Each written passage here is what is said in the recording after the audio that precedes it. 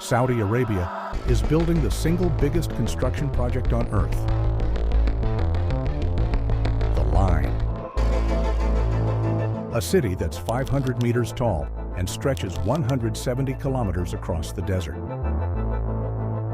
But after reports claimed the project was being massively scaled down, many thought it was dead. Yet new drone and satellite images prove construction is still underway. So what's really been built, and can it still be finished by 2030? Let's find out.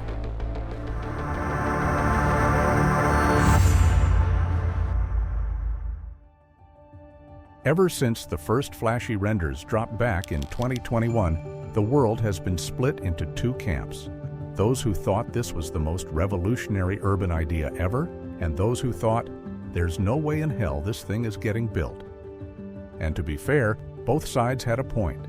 The Line is bold, crazy, visionary, but also wildly expensive, logistically nightmarish, and let's be honest, just a little dystopian if you really think about it.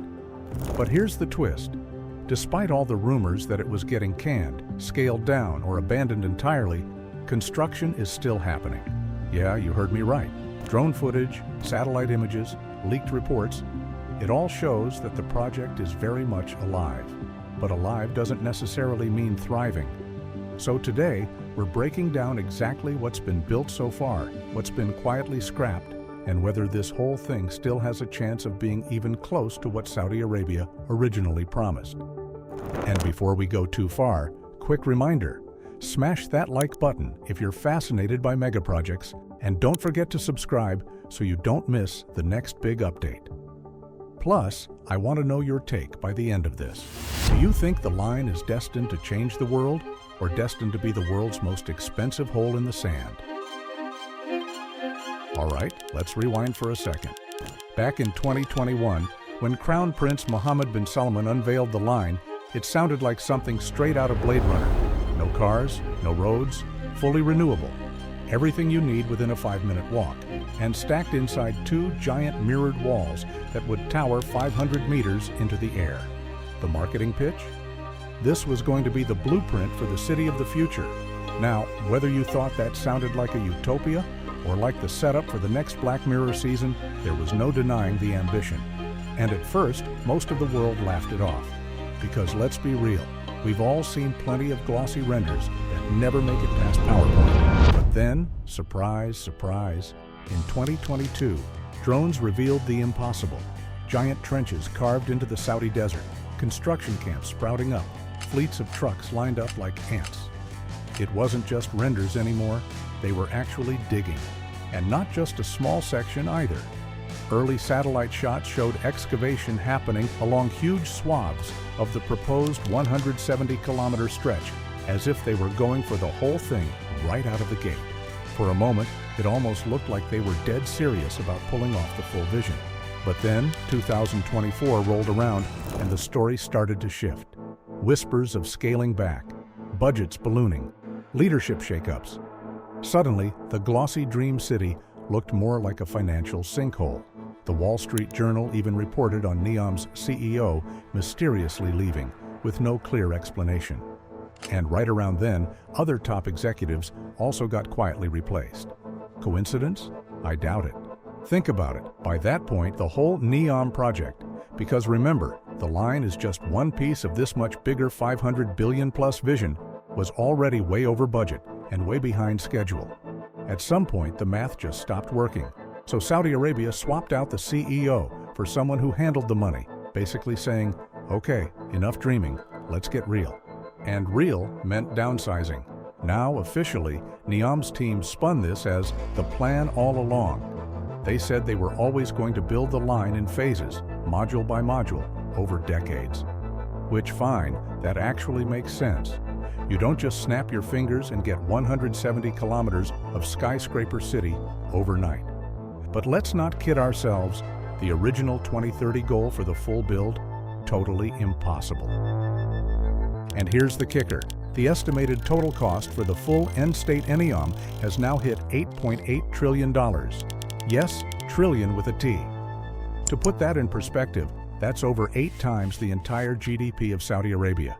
I don't care how deep the public investment fund's pockets are, those numbers just don't add up. So yeah, the dream of finishing all 170 kilometers by 2030 is gone. But that doesn't mean nothing's happening. Here's where things get interesting.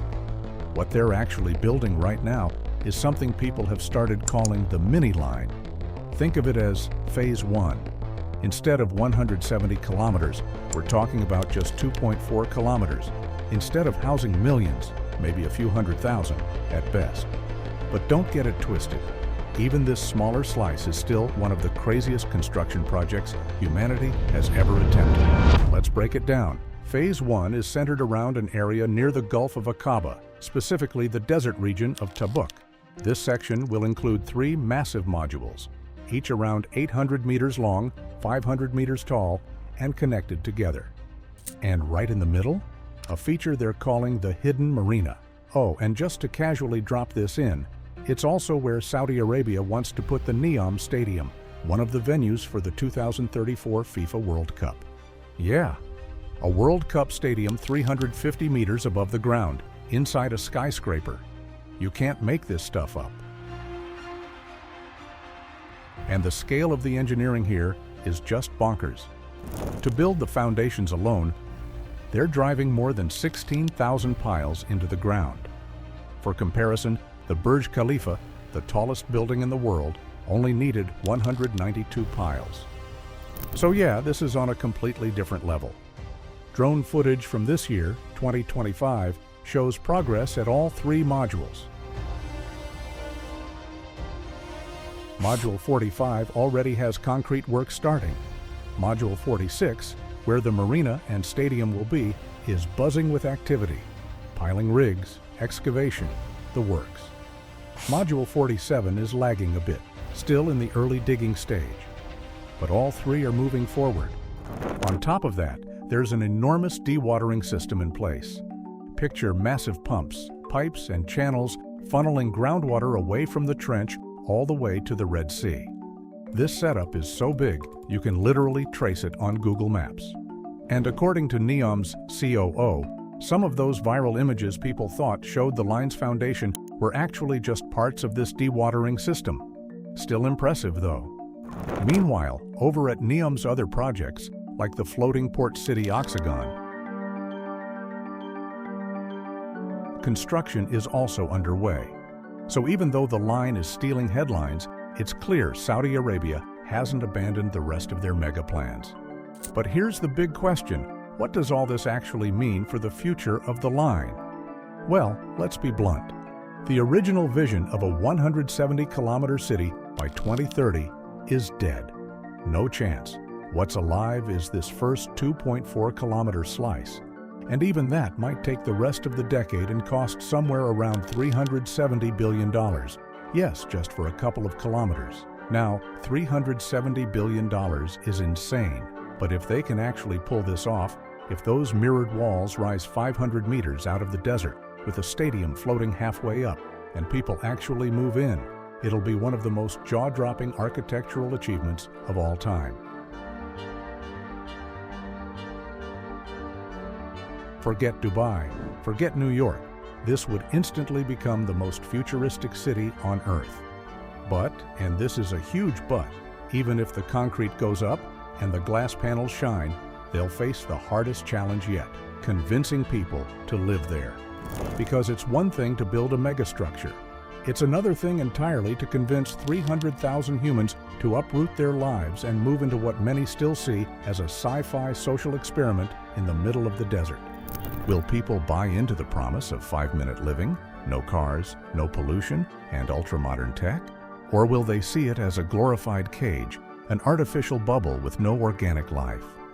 That's the real question, and honestly, it could make or break the entire project. Because if the mini line can't attract residents, forget about the rest ever being built.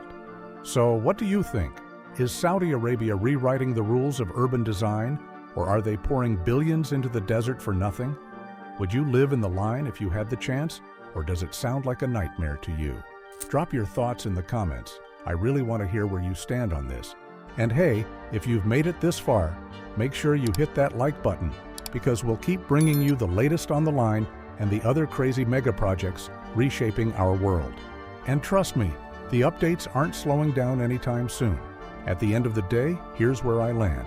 The line is happening. Not the way they sold it in the beginning, not at the 170-kilometer sci-fi utopia scale, but in pieces, smaller chunks, with decades of work ahead.